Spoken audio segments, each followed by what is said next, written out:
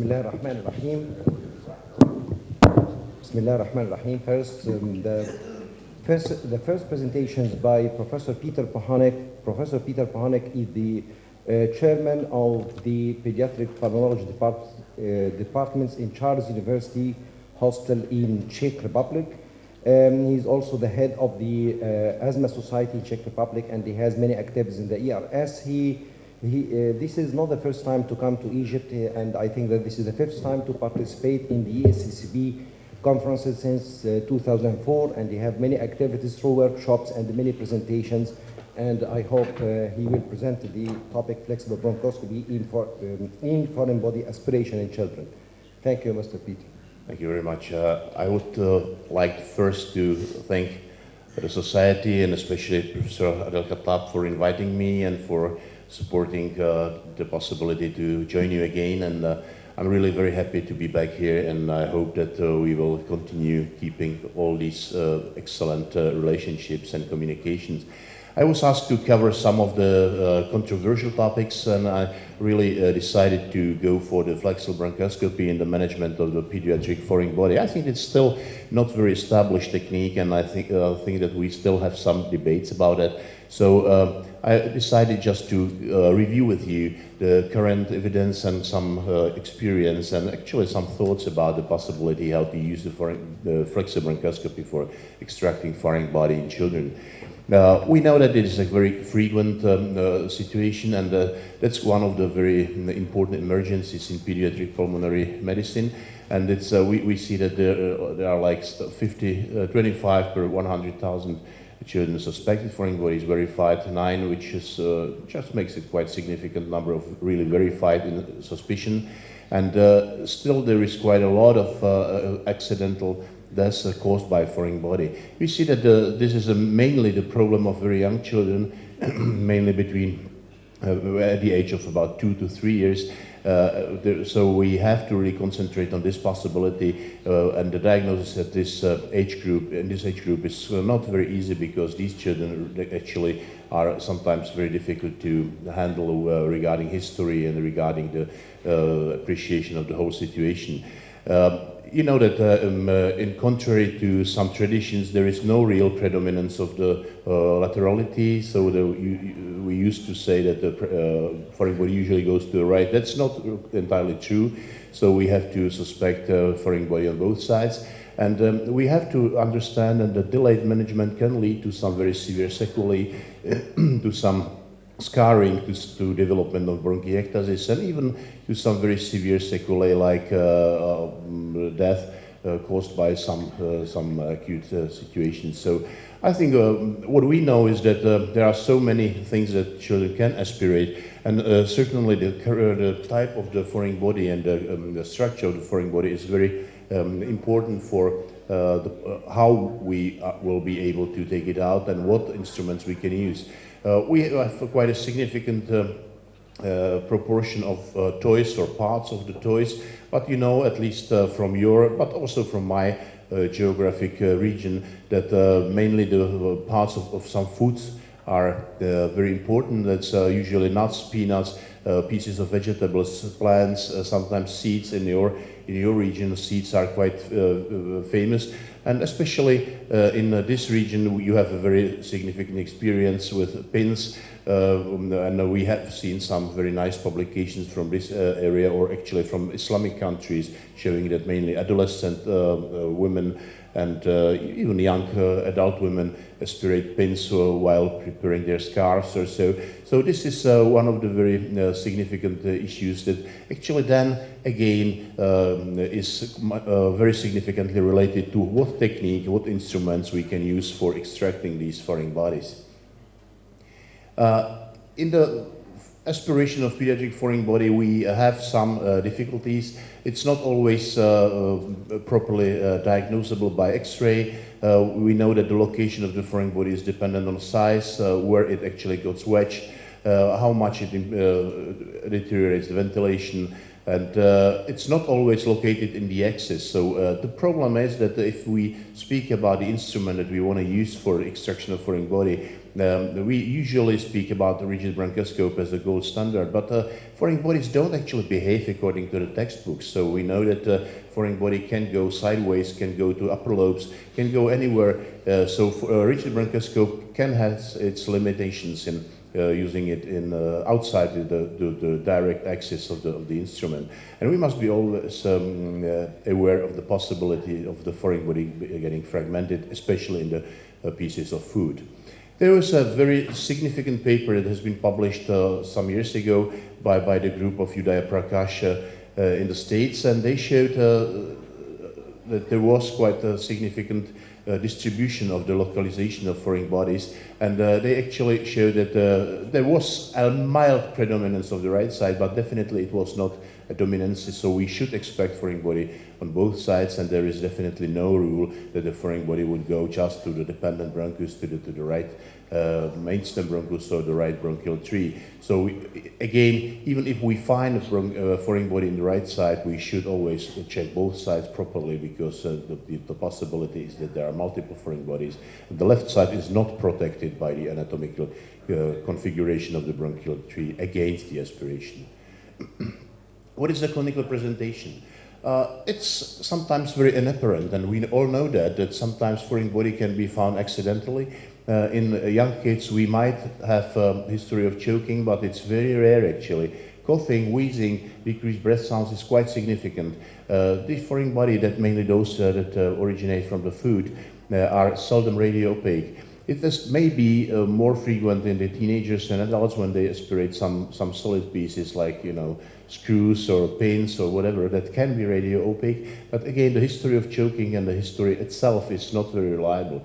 And those of you who've trained with Bob Wood know Wood's rule number 1 that says never trust a baby. And there is so again, even if the baby is confidently saying that there was no aspiration at all, you should always suspect that. But there's also a Wood's rule number 2 that says never trust a mom either, because the mom is sometimes really covering the situation. And we've seen moms who said, oh, nothing happened really. And when we found a foreign body and we showed to the mom, she said, oh, I knew that you will find it, so why should I admit that? Because, you know, I could be in trouble. If you didn't find it, I would be okay. If you find it, you take it out anyway. So remember the Wood's rules. I think we should never trust anyone, and we should really go for the proper diagnosis and try, despite the negative history, despite the negative really clinical symptoms. If we suspect a foreign body, we should go for it. X-ray can help. X-ray usually doesn't help so much directly because, as I said before, foreign body is seldom radio-opaque, but you can use some maneuvers like inspiration, expiration, where you can see some air trapping up to very significant extension, where you can then suspect the obstruction of some of the main bronchi and see that there is some sort of valve mechanism that has that actually leads to a significant air trapping during expiration. So it is worth trying, but it's very difficult to do that in the young kids again. I like this paper by Martineau from the French group published years ago, but this is one of the papers that really shows what is playing a role and what is really sensitive and specific. And we see that actually only the unilateral decreased breath sounds and the unilateral air trapping are significant factors that can help you in the diagnosis, and the specificity and sensitivity is quite high taken the other options. So we should look at it, and again it goes back to the clinical examination, to proper auscultation, but also to the X-ray and maybe to some, if possible, because of the cooperation to the maneuvers of inspiration and expiration. So what shall we use for the extraction of foreign body? If you read the textbooks, every textbook says that a rigid bronchoscope is a standard instrument for extraction of foreign body. And we definitely would not disagree with that, but I really think that it has its value because it has very good access for managing complication.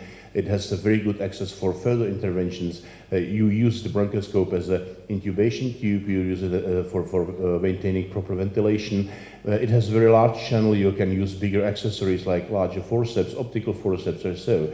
But it needs a general anesthesia. It usually in children needs also muscle relaxation, so it needs full sort of operative anesthesia. And the access is very limited. So if we imagine that this is a really rigid tube, we only can work in the axis of the instrument. It's very difficult to go sideways, to go somewhere more to the periphery or even to some of the bronchi that are not in the axis of the bronchoscope. So I checked what we actually have published in this book, and I hope that you know this book, which was published mainly from the initiative of Kostas Priftis from Athens, but it was a group from the ERS that mainly contributed to that, including then Bob Wood with all his rules. I checked what we actually published in this book regarding extraction of foreign body. And there is quite an interesting statement. Flexible bronchoscopy has a diagnostic accuracy of 100%, but very limited therapeutic role with a case resolution of only 10.7%. And they conclude in this chapter that consequently when diagnosis is equivocal, flexible bronchoscopy still should be performed first, but they don't take it as a very promising tool for extracting the foreign body. So rigid bronchoscopy has lots of negative findings then. So we have to balance all these, the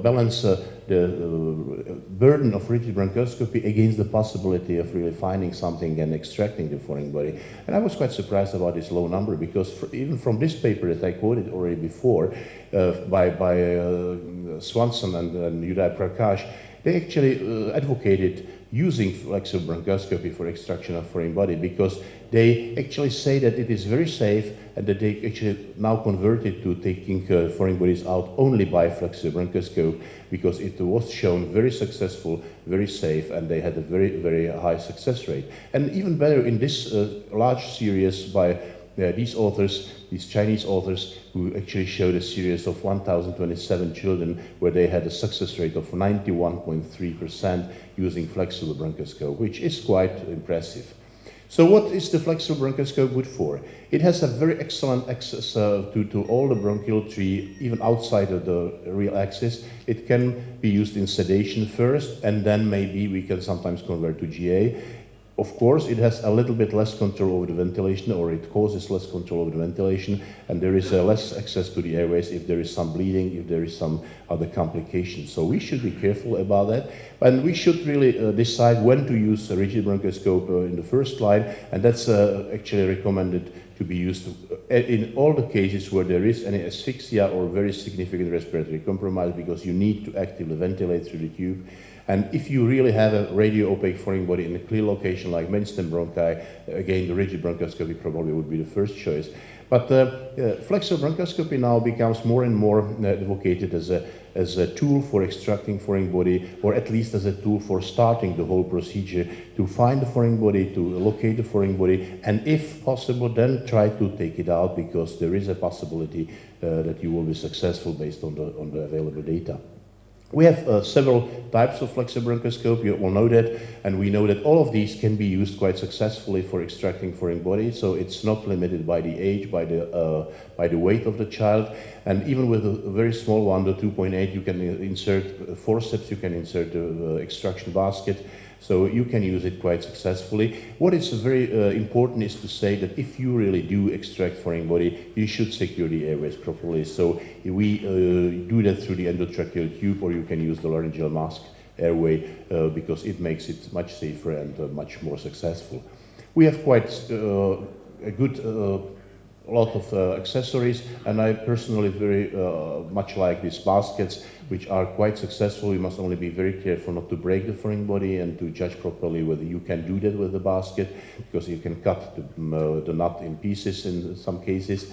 Grasping with baskets, balloon catheter can be very helpful for dislodging the foreign body that's embedded somewhere in the mucosa, or the biopsy forceps, because we don't have so many real extraction forceps for these instruments. And you see that the technique is quite straightforward. You just locate the foreign body, you take it, you block it against the bronchoscope, and you try to take it out. And The technique of the removal is different, again, depending on the location. The problem is that you never can take it through the bronchoscope. Sometimes you can't even take it through the ET tube, so you must take it out altogether. But it's the same with the rigid bronchoscope, actually. Sometimes when you do it through the rigid bronchoscope and it's a larger foreign body, you still in children have to take it to the end of the bronchoscope and then take it all out. So that is not such a big difference. So what we do is that we usually somehow wedge it towards the end of the bronchoscope and we take it out. If there is a foreign body embedded in the mucosa, sometimes it's helpful to postpone the procedure, to treat with antibiotics, treat with steroids, and then repeat, and then the extraction is much easier. So we can have several strategies. One is to start with the rigid straightforward. The other one is to go with the flexible bronchoscopy under sedation and then convert to the GA, or to do it under GA with the endotracheal tube ready. So in conclusion, the flexible bronchoscope is useful for confirmation and location of a foreign body. Most foreign body can be removed. We need to control the airways properly and consider physiology, but because sometimes you can have the problem with perfusion. If you have a long-term diminished ventilation on one side and you drop the foreign body to the other side, you can get in trouble, so you should know about the physiology. Always it should be done by the experienced staff, because otherwise you can get again in trouble, but it's the same with the rigid. And the rigid bronchoscope should be available as a backup, but also vice versa. When you do the rigid bronchoscopy, flexible bronchoscope should be available. So in many cases, flexible bronchoscopy saves the child a more challenging procedure like rigid bronchoscopy, like the full anesthesia, and can be very useful. And the available data now suggests that we can try, if we are experienced, and we can go for it.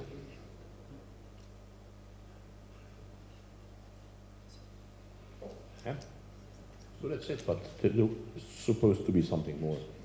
Okay, that's it. Thank you very much. Thank you very much, Peter. Last night, so I had, I could not resist. Thank you so much, Peter. I think for the sake of time, we've got to move on. So thank you so much. We're going to move on to the next speaker. First of all, I'm Ibrahim Janahi. I'm from Qatar, and I thank you, Dr. Khattab, and the organizers for inviting me and involving me in this very exciting meeting. The next speaker is Jana Jakho, who is working with Peter. She is a pediatric pulmonologist from Czech Republic.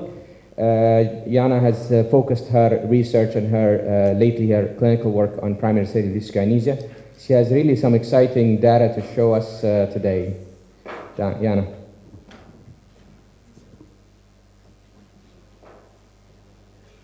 I'm sorry, because there is some video, we will just change the computers.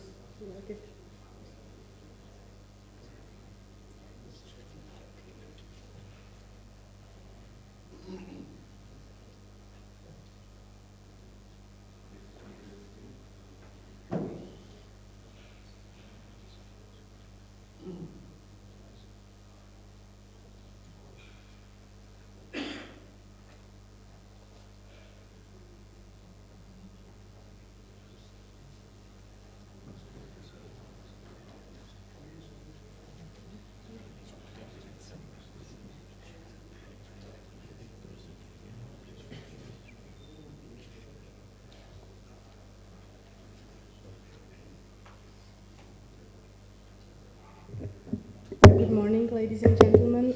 I would like to thank the committee for inviting me, and I would like to present some new facts and diagnostic approaches for the ciliary dyskinesia. First of all, let me point out some main historical milestones. First of them, 1933, Cartagener described the symptomatic trias of situs viscerum inversus, chronic sinusitis, and bronchiectasis. It took another 40 years to discover that it is the immotile cilia which caused the syndrome, and as Avzelius described it is not always associated with the situs viscerum inversus, and he renamed the condition to immotile cilia syndrome. Then we discovered again that the cilia does not have to be completely immotile to cause the similar problems, and the condition was renamed again to primary ciliary dyskinesia. And we started to understanding the function of cilia in the mucociliary clearance. In the last decade, we described many genotypes and phenotypes for primary ciliary dyskinesia, and we now understand that this is not a single condition, that it is the group of conditions, and we also know that it is a part of so-called ciliopathies. There are cilia not only in respiratory tract, but almost on every cell, and we understand that the ciliopathies is a group of conditions which involve somehow cilia. And you can see that there is a group of seemingly unrelated conditions which are caused by a genetic ciliary problem. I will try to show you how amazing structures or organelles the cilia are, as the nature considers them itself very perfect because it conserved it during the whole evolution. There are different types of cilia on different cells, but from now on I will talk about mainly on motile cilia on respiratory cells, which are part of mucociliary clearance. This is a very nice picture of structure of cilia as it looks in respiratory cells. You can see that there is 9+2 microtubule doublets. The parts which are the most important for the movement of the cilia are so-called dynein arms. You can see that there are 2 types of them, but virtually any other part of the cilium can be affected and cause primary ciliary dyskinesia. I like these pictures very much, but what we usually see in clinical practice, when we look at the cilia structure, we see something like that you can see that it is not so nicely clear what is going on there, and sometimes it can be very difficult to distinguish between some ciliary structure disorders. Now this is another very nice scheme of ciliary function which was modeled mathematically for the paramecium. It shows how the cilia is moving from the top and from the front. Actually in human it looks a little bit different, I will show you again later. The side view is quite the same, but the top view looks a little bit different in human. So a primary ciliary dyskinesia, as I said, was a group of genetic conditions, usually inherited in an autosomal recessive manner. You can see that it is a rare condition, but I would like to say that it is relatively rare, and it is definitely underdiagnosed in most countries. Also, you can see that, or we can expect that the higher prevalence will be in countries where can be found closed populations and consanguinity. What is also important that the diagnosis is usually delayed. As a pediatrician, I like very much some pictures and visual aids, so I prepared a slide showing you graphically what the children with PCD looks like. They are all coughing, they have hearing problems or some ear infections, running nose or blocked nose, and you can sometimes trace the history of RDS in neonates. For adult pulmonologists, if there are any, I have another picture representing that there can be disorders of fertility in these patients. The situs viscerum inversus can be complete or incomplete in these patients, but what is important to keep in mind that it is present in less than 50% of PCD patients. Also, other situs disorders can be associated with PCD. The clinical symptoms, and I would like to point out mainly the early ones, so the neonates and early children symptoms are as follows: that RDS in term neonates, it was described by Coren that it can be present in about 2/3 of PCD patients. We actually find it in a smaller group of patients, and sometimes it was described not as RDS, but also as a pneumonia or aspiration in neonates, sometimes as transition tachypnea or a need of oxygen or CPAP after delivery. Also, what we can track in many patients with PCD is a persisting neonatal rhinorrhea or increased mucus production since the first months of age. In childhood, we can see recurrent or chronic upper and lower respiratory tract infections, and I would like to point out the end, because usually you can find both of them, upper and lower. It is less probable that the children will have PCD if there is only problems with upper or only with lower respiratory tract. What is also quite important is that many children has otitis media with effusion, or so-called glue ear, which can be tracked in 90 to 95% of patients. In many of them, you can find out that there is a history of insertion of ventilation tubes. Sometimes there is a persistent discharge or need of reinsertions of the tubes. But as you can see on the slide, many other upper and lower respiratory conditions can be seen in childhood. No, not always all the children has all of them, and it differs quite a lot if the prevalent ones are from upper or from lower respiratory tract. There is a short list of conditions or pseudo-conditions you should be aware of when you see children. We, for example, saw quite a lot of children which came to us which were referred to us as difficult to treat asthma or therapy-resistant asthma. And especially if there is no allergy in the children, you should be aware of such a condition and think that it can be also asthma, not at all. What we can see in adulthood, as I already said, that it's the also the upper and lower tract respiratory infections, and it is sometimes, not always, associated with subfertility or infertility. Well, considering the diagnostics of PCD, there has been some changes in the last decade, we can say. Also, as I already pointed out, the clinical symptoms are very important, but now what is considered to be gold standard according to ERS recommendations is the examinations of ciliary function and ciliary structure, and these two examinations has to be correlated both. First, whom to refer? I already talked a lot about the respiratory problems in PCD, but to sum up the problems, whom to refer to diagnostic center for PCD. Regardless the other symptoms, all the siblings of PCD patients should be referred, and all patients with organ citus disorders. In adult medicine, also, if respiratory problems in history are in asthenozoospermia or some other subfertility, infertility problems.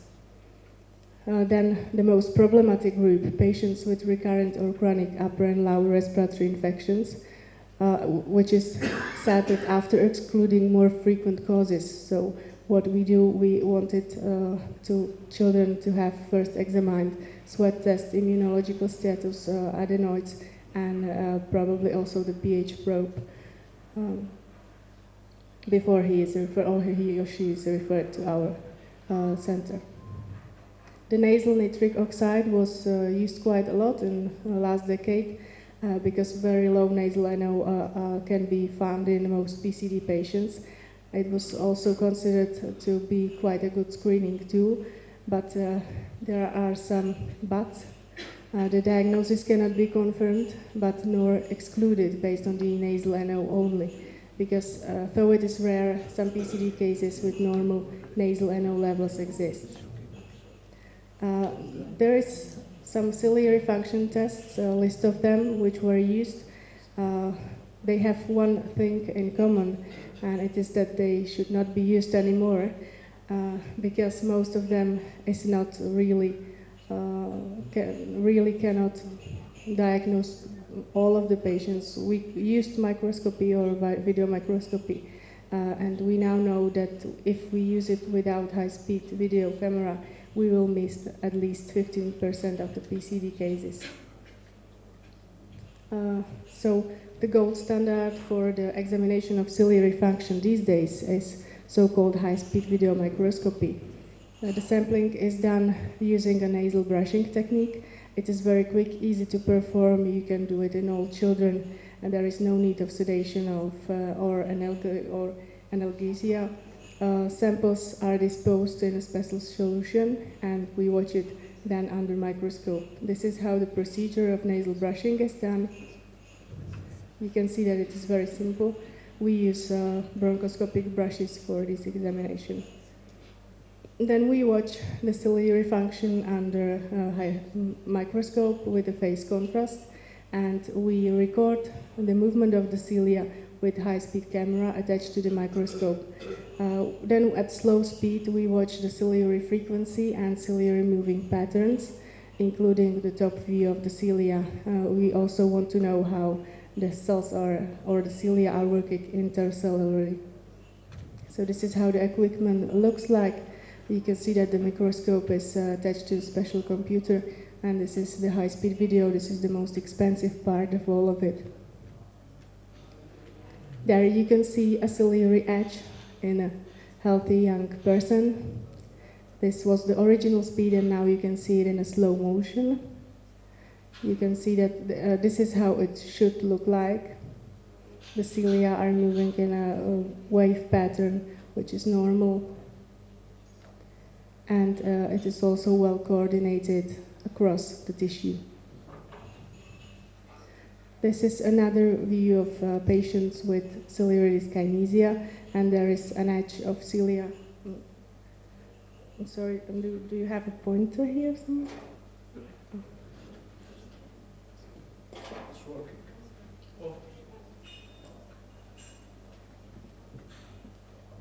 So sometimes it is hard to find the edges. There is another one edge of ciliary cells. They are not moving in this case. This is the top view of the cilia. This is the normal speed. And in a few seconds you will see it in a slow motion. Now you can see how the cilia are all moving in the same direction, this way. So this is how it should look when you look at from the top. And this is another case. This is also the top view. You see that the cilia are moving, but if you see it at the slow speed, you see that the cilia are doing more like circles. They are not moving in the same direction, so one can imagine that the mucus is not moving as well. What we use for ciliary structure examination, it's still electron microscopy. It is considered gold standard of PCD diagnostics, but also you can be aware that the PCD without structural deficit exists, and it is said, at least 10% of PCD cases. Also, there are some subtle defects, like partial dining arm defects, which can be easily missed, and as recently proved by O'Callaghan, inner dining arms defects can be also secondary, which was not known before. We want the microscopy to be evaluated by a histologist or pathologist which is skilled in diagnosing PCD, because the distinguishing between primary and secondary dyskinesia can be difficult. It doesn't look like this nice picture, which is from some animal, but usually it looks like that. And sometimes it is very difficult to distinguish, for example, the partial defects of the dining arms. The PCD genetics is vastly studied last years. The main gene is DNA H5. As you can see, more and more genes are to be discovered, and some of them are still not known for patients. This is the example of the DNA H5 gene. You can see that most of the genes are really huge with many exons. Sometimes you can find the clusters of mutations. This is an example of our patients in which was proved to be 2 mutations in the DNA H5 gene. So this is how the examination looks like in this patient. And this is the example of the study we have performed last year with many new mutations in the DNA H5 and DNA I1 gene. At the moment, we examine mainly these 2 genes, DNA H5 and DNA I1. It is just to show you that the diagnosis can be confirmed by genetic. We think that it can be useful supportive diagnostic tool, but it has to be really phenotype-based and stepwise to lower the cost of the testing. There are some acknowledgements of our continuing work in the field of primary ciliary dyskinesia. And I would like to thank you all for your attention with the view of Prague.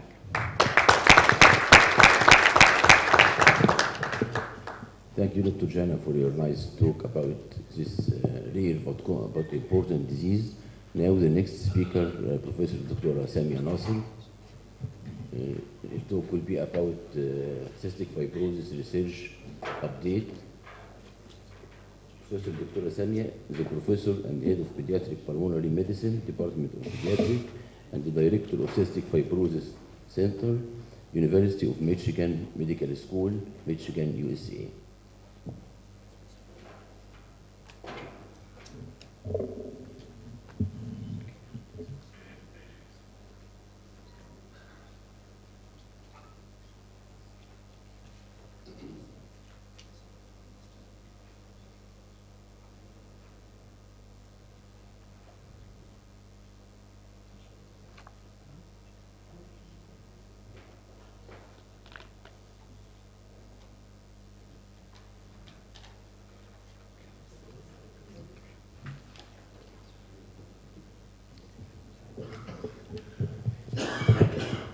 السلام عليكم. ألف شكر للدكتور نادر فصيح والدكتور عادل خطاب على inviting me. It's always a pleasure coming in to Egypt and to exchange information. It's a beautiful conference, very well arranged. So today I'm going to talk about cystic fibrosis. And cystic fibrosis gene is kind of very unique gene. It's in chromosome number 7 in the long arm, and that's where it's located. And I'll go over how it looks like. It's really quite a long gene. It's about 10 times the length of any other gene in the human body. That's why it took them quite a bit of a long time to try to figure it out and locate it. And they locate it by reverse genetics because of that process, which is another talk by itself. It's quite a long gene. It consists of exons and introns, and this is how it's folded in the cell wall. This is the respiratory cells, but it's in other organs as well. And it's 6 membrane spanning domains, and then you have nucleotide binding domains 1 and 2, or A and B, and there is an area R which is inactive. And up to now we found about 2,000 mutations, and they're located everywhere, not only in one site. The most common mutation is in the nucleotide binding domain 1. Okay, since 1989, when the CF gene was identified for the first time and the most common mutation was identified, we had, like I said, about 2,000 mutations that we were able to figure out, and that doesn't even cover all the mutations that can happen with CF. Some of them are specific to certain population in the world. So now we are actually went to the next level. The next level is dividing the mutations into groups. Because the deal is, once you identify what mutation patient have, maybe you can design treatment to address that group. So we're getting to be that specific in treating cystic fibrosis. So the first group is the worst. There is no synthesis of CFTR or the gene and then the protein produced from it. So nothing really goes to the cell wall. And the severity of it goes on, and there is actually a group 6 that's not showing here, that's the mildest form. The focus is going to be on these 3 groups in the treatment that I'm going to go over. This one is the delta F508, the most common mutation, and it's a deletion of phenylalanine in position 508. So that's mainly a problem with blocking processing. So you have the CFTR produced in the nucleus, goes out, and then kind of gets stuck in the middle of the cytoplasm here. And the idea is if we can get it up to the cell wall and open the gate, because really the CFTR gene is mainly a chloride channel. So if we can get it up to the cell wall, open it so the chloride can go in and out, then you will be in better shape and the treatment will be better. The third group is the missense mutation. G551D is one of them. It's mainly block in regulation or blocking gating. You have the gene reaching the cell wall, but it's not opening all the way. And this is the one that we're working on quite a bit now. So CF is not really equal disease. It's not one presentation. CF can be several presentations. So you have the most severe one with practically 0 levels of CFTR, and it goes on. That's the pancreatic insufficient patient. And usually have typical lung disease with pneumonias and bronchitis and things like that. And then you go on to the pancreatic sufficient, which are the group that are less severe, and then you go on to this group, which is maybe CF, maybe not, and normal. So the CF disease, to look at the pathogenesis, you have CF gene, it leads to abnormal CFTR, or cystic fibrosis transmembrane conductance regulator, or the protein.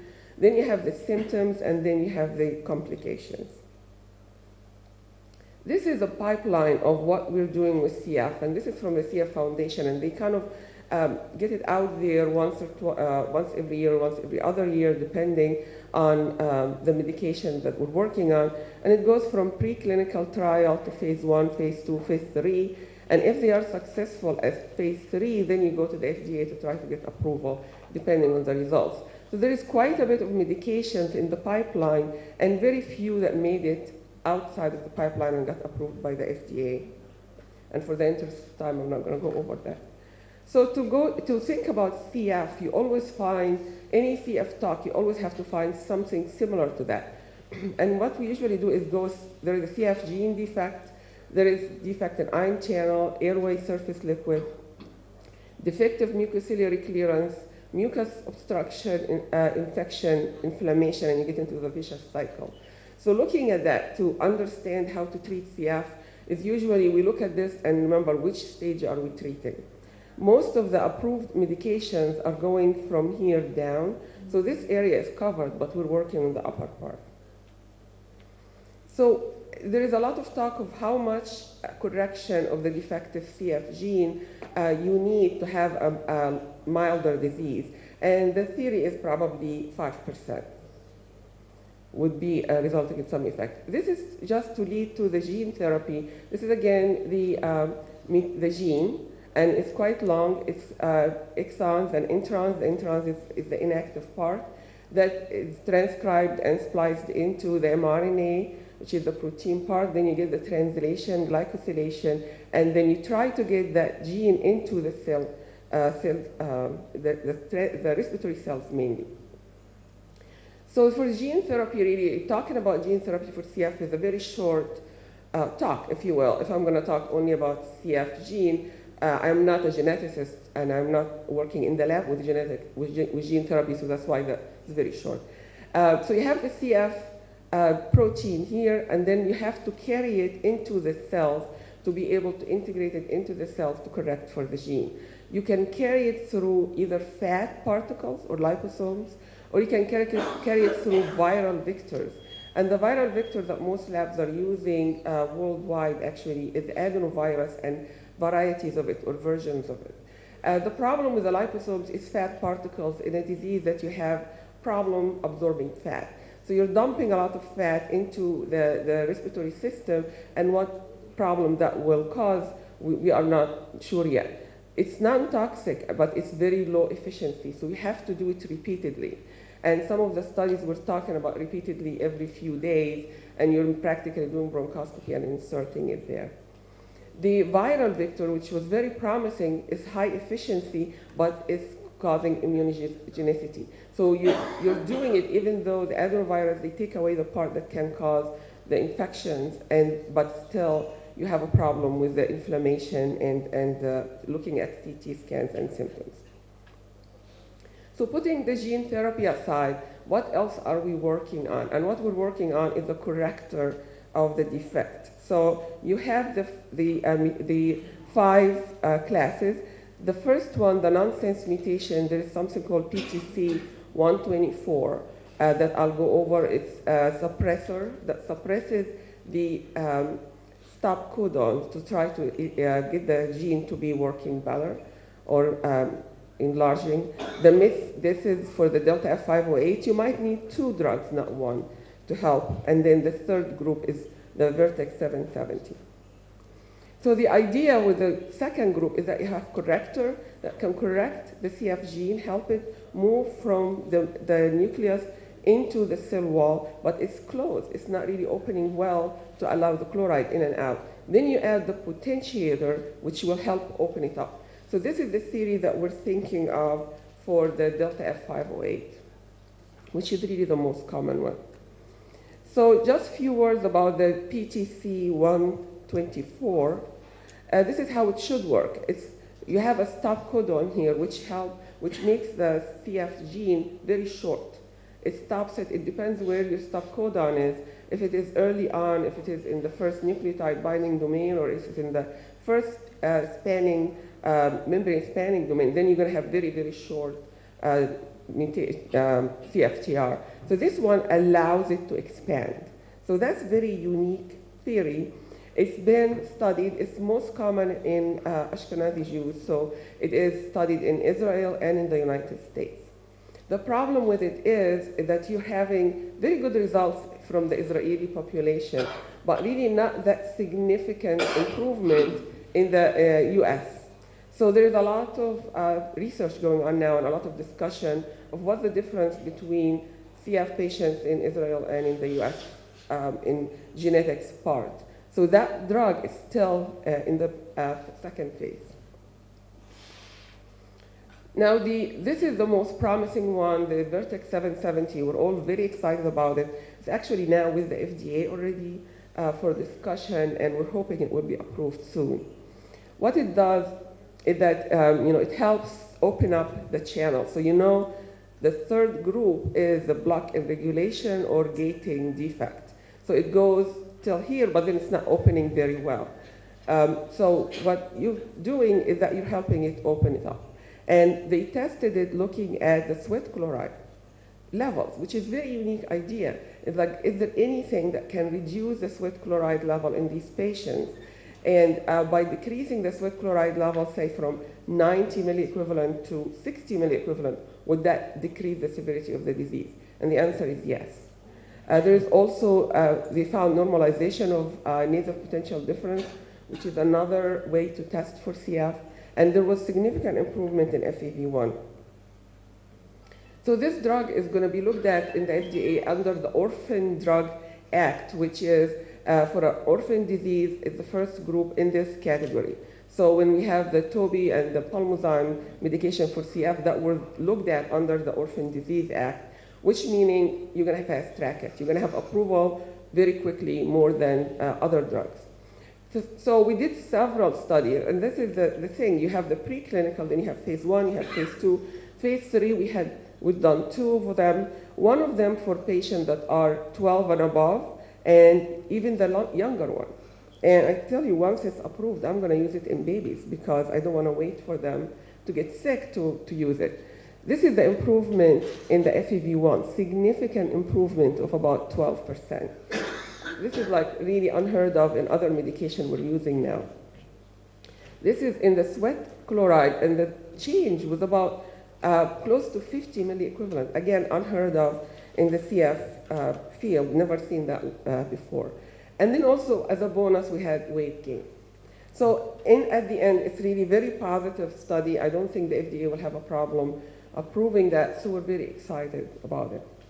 So they tried the drug in the homozygous delta F508, and it didn't work as well, expectedly, because it really needs 2 medications, not 1, like I said before, to move the cells, to the gene into the cell wall, then open it. If you're opening, you're not opening enough. So these are the medications that we're looking at right now. The Vertex 770 is a potentiator. It potentiates the gene at the cell level and get it to open up. And then you're having the PTC 124, which is, they're trying in phase 3, but there is a lot of work to be done, especially analyzing the data from Israel and from the States. The VX809 still in the early phases, and now the process is going to be combining the Vertex 770 and 809 in one pill. And this is the other thing too, these are all pills. So oral medication, which is everything now inhaled. So that's very important. We're very excited about this kind of research. Gene therapy is taking a long time. We started in 1990, and now we're in 2011, and we're not moving from phase 1, phase 2 actually mostly phase 1. So can we do something else, knowing the pathology of the disease, to be able to help these patients? And this is what we're looking for now, is that the median survival of patients with CF is around 40 years of age, which is great. It's a lot better than in the 80s and 90s and 50s and so on. But we really are looking for to expand it. We want the patients with CF to live a normal life. They are having a lot better quality of life now, but still we need a lot of work with them. And I will end here, and if there's any questions, thank you.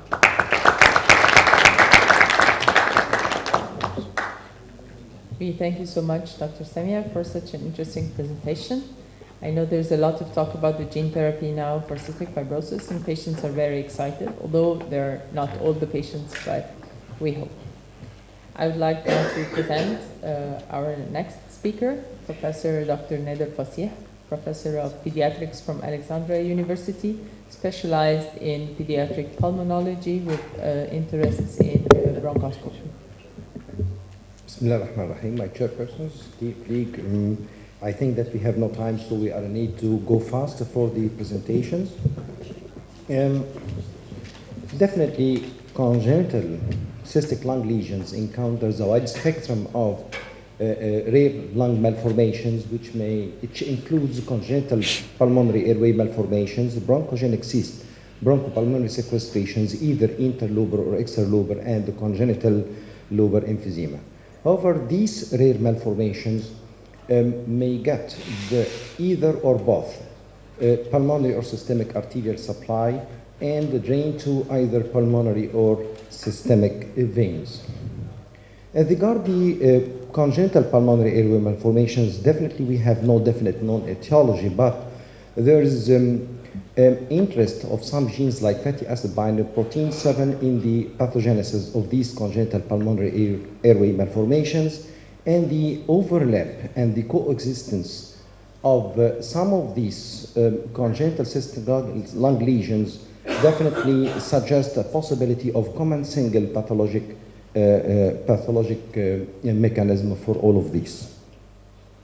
The development of these lesions may be attributed in utero for the airway obstructions. However, the completeness of the obstruction, the timing of the obstructions, and the level of the obstructions, all of these interact definitely to give the different pictures of these malformations. As regards the epidemiology, that data differs much and ranges from center to center, but the usage of the prenatal regular ultrasounds raised now the prevalence of these congenital pulmonary airway malformations nowadays. So it may range from 1 per 8,000 in some centers, maybe up to 35,000 in other centers. Definitely congenital pulmonary airway malformations occurs sporadically, and it is not related to age, race, or specific exposures. And they represent about 25% of the congenital lung lesions. And about between 4 to 26% of these cases may be associated with other congenital malformations, especially congenital diaphragmatic hernia and the congenital heart disease. As regards the histopathological classifications, before we have 3 main classifications, CCAM1, CCAM2, and CCAM3. Now we have 5 classifications. And as we see, according to the size of the cysts, the lining epithelium, and the number of the cysts, we have 5 classifications as we see here. Type 1 and type 4 have a good prognostic criteria in which the size of the cysts are huge, large. It may reach up to 7 to 6 centimeters, with lining epithelium lacking skeletal muscles or cartilaginous. But type 2 and 3, we have poor prognosis with the rest of malignant transformations, especially for rhabdomyosarcoma and bronchoalveolar carcinoma.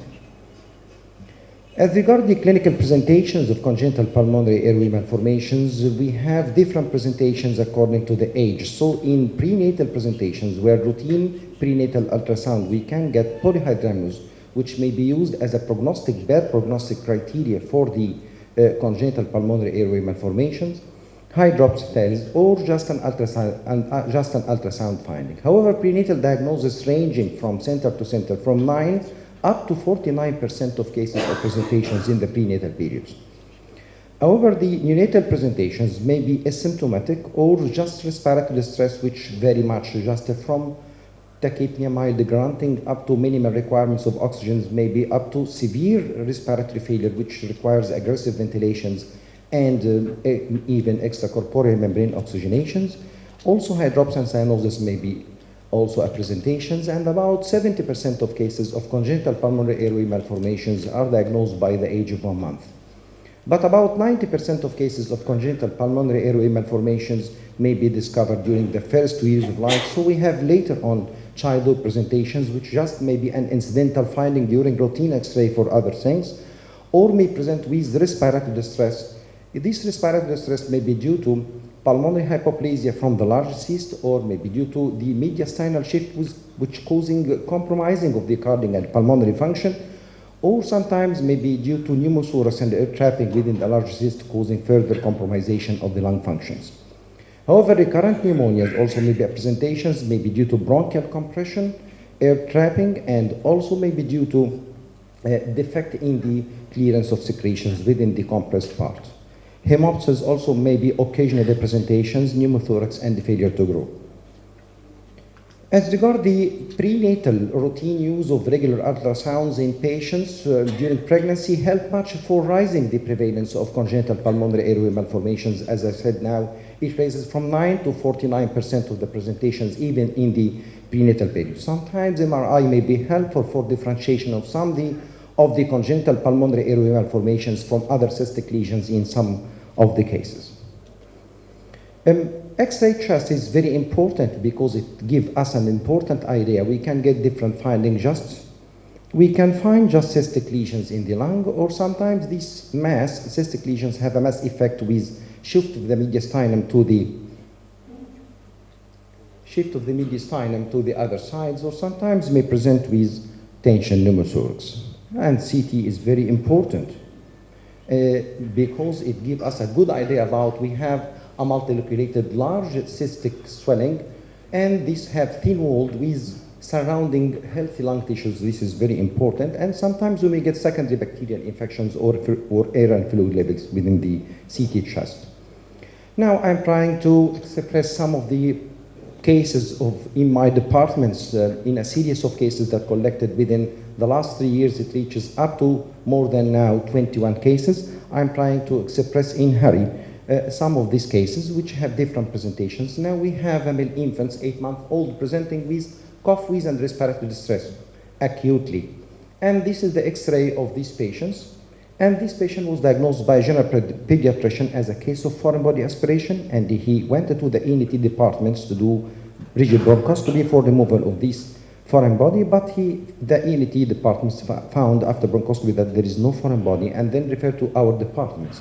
But here we can see here that a large cyst in the left lung, and this large cyst with well-defined thin wall, and we have a mass effect of this mass. And so CT of this patient definitely see that we have a multiloculated cystic lung lesions affecting the left upper lobe and surrounded by healthy lung tissues.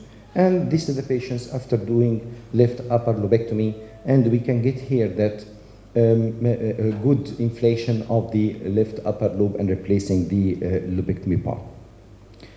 Another case, which is male infant, which is 10-month-old with left lower cystic lesions, as we see here, and was referred to our departments with cough, wheeze, and the manager enter on the left side. The first provisional diagnosis of the patients, they put as congenital diaphragmatic herniation as a differential diagnosis, and it was put as the first diagnosis in these patients. And so this is one of the most important differential diagnoses in cases of congenital pulmonary airway malformations, because most of these cases was present in the left lower lobe. And so barium follow-through was important first to exclude this possibility. And here we can see that barium follow-through exclude the possibility of diaphragmatic herniation. And CT definitely see also we have a multiloculated cystic lung lesions involving the left lower lobe with surrounding healthy lung tissues. And this is the patients immediately after doing operations left lower lobectomy. Another case that an infant which is 3-month-old, it is typical and the classic for the first patient, which is 8-month-old. We have also a huge cyst involving the left lower lobe with thin wall, and this is the CT of the patients showing that he's surrounded by healthy lung tissues, And definitely this is the patients after doing left lower lobectomy. Another important and an interesting case that this is a male infant which is 1 year old presenting with an acute onset of severe respiratory distress granting with the major entry on the right side. And this is the X-ray referred for these patients. We can see here that this patient, when was referred by this X-ray, he has a report like that. He has a picture of, looks like tension pneumothorax. But when you can see this X-ray, do you have any concern about this report, that this is definitely a case of tension pneumothorax? I think that we cannot see here. If this is a tension pneumothorax, definitely where is the collapsed right lung? We cannot see the collapsed right lung, so we should revise ourselves that although the clinical manifestations, the acute manifestations of the patients give us the possibility that we have a tension pneumothorax, if we collect these two, this X-ray, but we cannot see the collapsed right lung, so urgent CT for the patients definitely exclude the possibility because we have also a huge cyst with mass effect and with surrounding healthy lung tissue without collapsed lung. So definitely it is a case of congenital pulmonary airway malformation type 2, and after doing right upper lobectomy for these patients, this is the X-ray of the patients after doing operation. Another case also with small cystic lesions. Here we have a multiloculated small cystic lesions affecting the left lower lobe, and this is the patients definitely after operations. And another case which is asymptomatic patients, infant age advanced, incidentally discovered while doing preoperative investigations for inguinal hernia. We can see here the finding of congenital pulmonary airway malformation. The most important differential diagnostic points in congenital pulmonary airway malformation, as we said here, congenital diaphragmatic herniation. Also, pulmonary sequestration is very important differential diagnostic points, pulmonary interstitial emphysema, pneumothorax, pneumonia with cavitary lesions, and we have a lot of cases, but we have no time to present more and more cases because sometimes it gives you the impressions that you have a congenital pulmonary airway malformation. Sometimes it is very difficult for any pediatrician to confirm that these cavitary lesions may be due to congenital malformations with superimposed infections, or this infection will lead to cavitary lesions. So follow-up of some of these cases may be very important to prove that definitely we have a congenital pulmonary with secondary infection, or we have an infection with cavitary lesions. So we don't usually hurry to go to surgery immediately, but you should wait and see so long as the general condition of the patient is good. Also, congenital lobar emphysema is one of the most important differential diagnostic points because some of the cases it looks like a cyst, but actually have lung parenchyma. Although in both cases, lobectomy is the most important diagnostic, way of management. Also, bronchogenic cysts sometimes may be similar, especially for solid cases. And in conclusion, that this series demonstrates that surgery can be performed safely on patients even who were asymptomatic with congenital pulmonary airway malformation with no mortality and minor morbidities.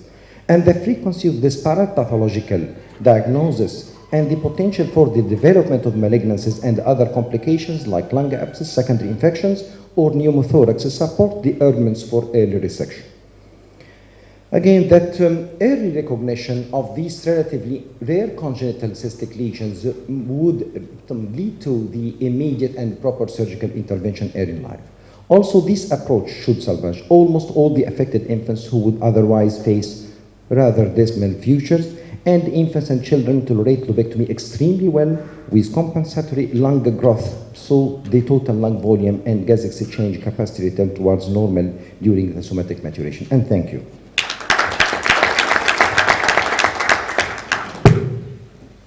Thank you very much, Dr. Nader, for this interesting talk. Our next talk is about the first guidelines issued for pediatric pneumonia, presented by Dr. Lamia Shaben.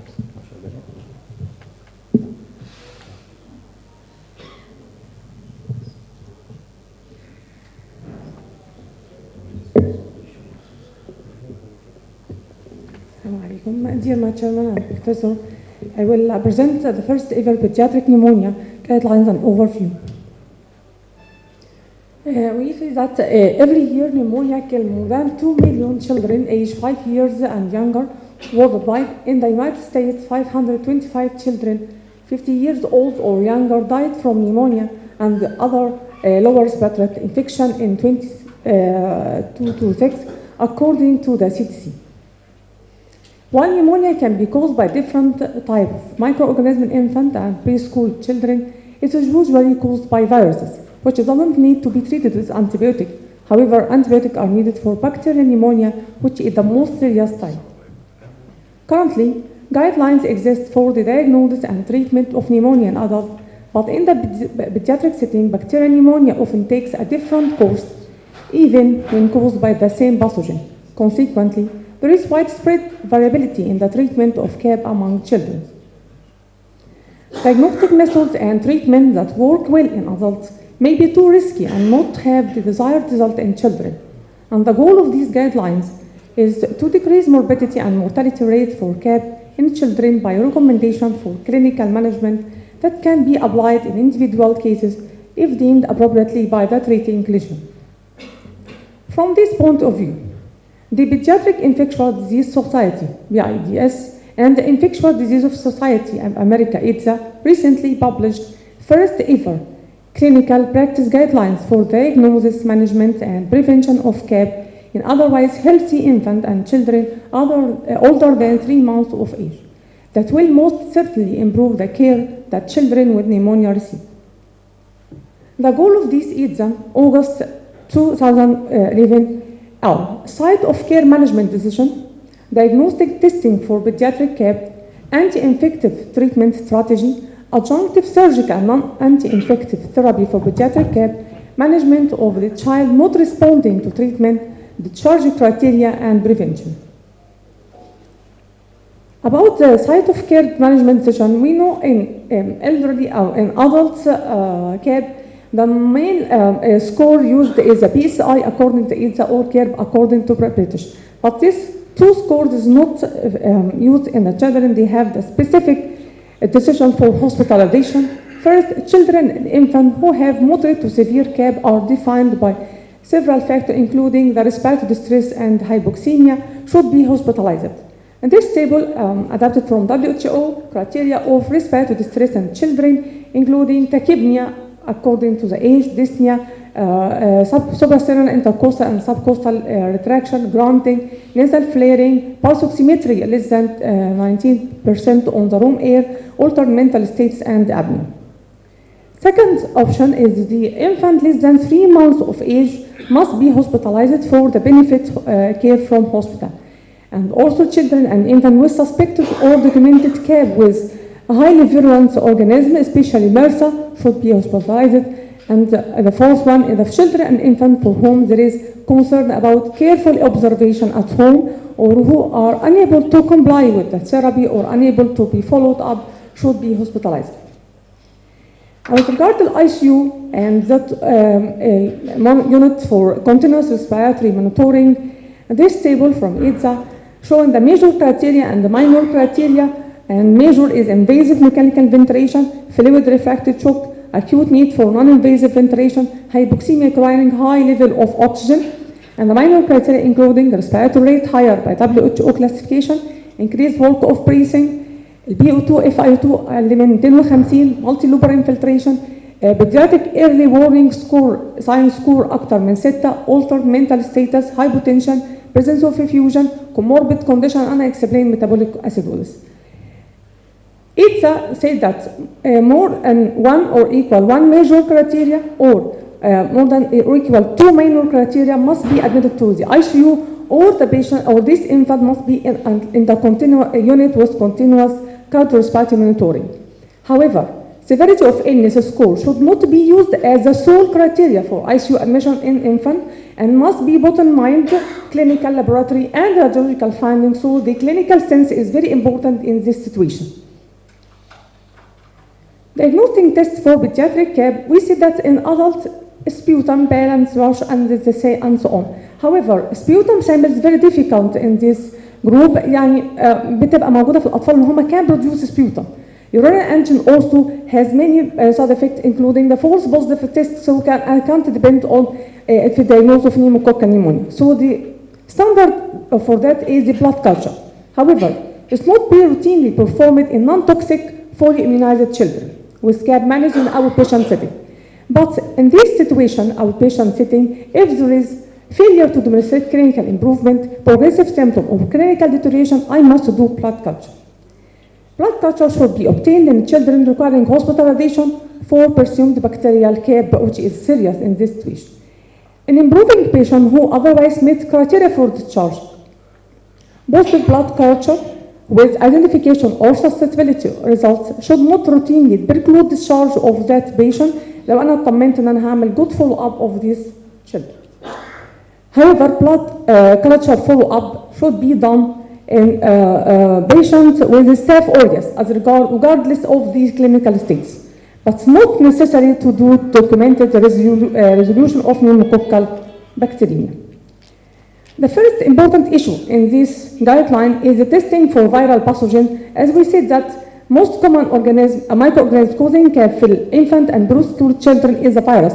So sensitive and specific tests for the rapid diagnosis of influenza virus and the other respiratory viruses should be used in the evaluation of children with CAB. Antibacterial therapy is not necessarily used in this situation unless there is clinical laboratory or radiographic findings suggesting bacterial co-infection. CBC is not necessary in children with suspected CAB managed in outpatient setting, should be done only in hospitalized patients suspecting severe condition. Acute phase reactants like ESR, C-reactive protein, and serum procalcitonin not used alone to distinguish between viral and bacterial causes of CAB. However, in patients with serious disease could be used as a follow-up of the response of the therapy.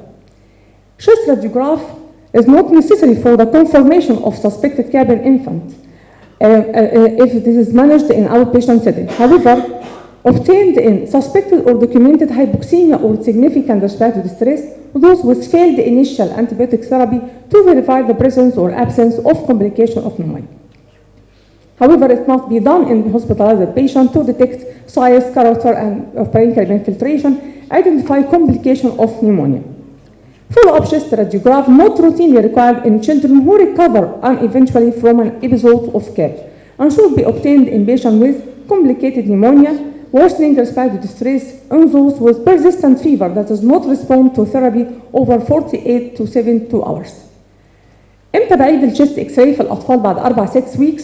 في حالتين. In patient with lobar collapse at initial chest radiograph لو شكيت في كده او انا suspicious anatomical anomaly chest mass or from body aspiration must be repeated 4 to 6 weeks after discharge. The anti-infective therapy for outpatient must be not routinely required for preschool children with scab because most common organism is a virus.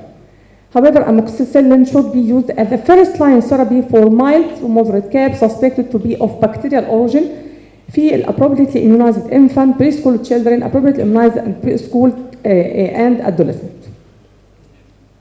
Macrolide antibiotic should be prescribed لو أنا suspicious for the atypical pathogen, mycoplasma pneumonia, chlamydia, and so on.